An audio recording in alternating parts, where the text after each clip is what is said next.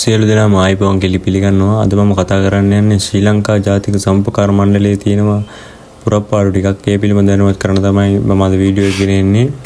මේක ශ්‍රී ලංකා ජාතික සම්පකාර මණ්ඩලය විසින් ක්‍රියාත්මක කරනු ලබන සම්පකාර ගාමීය බැංකු සඳහා මූලික බැංකුකරණ පද්ධතියක් හඳුන්වා දීමේ ව්‍යාපෘති කළමනාකරු සඳහා අයදුම්පත් කැඳවනු ලැබේ. වෘත්තීය කළමනාකරු විදිහට එක වේකන්සියක් තියෙනවා. මේකට අවශ්‍ය සුදුසුකම් තමයි පිළිගත් විශ්වවිද්‍යාලයක ව්‍යාපෘති කළමනාකරණය, තොරතුරු තාක්ෂණය, බැංකුකරණය යන ශ්‍රේෂ්ඨයන්ට අදාළ මූලික උපාධියක් ඉල්ලනවා.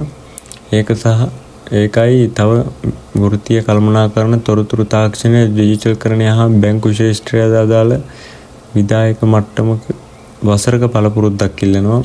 ඊට සුදුසුකම් තියෙනවා. මට මේකට ඇප්ලයි කරලා බලන්න පුළුවන්. ඉංග්‍රීසි සිංහල භාෂා හැකියාව තියෙන්න ඕනේ. මේක දැන්වීම පළ කළා දවස් 14ක් ඇතුළත ආයුධම් කරන්න කියලා තියෙනවා.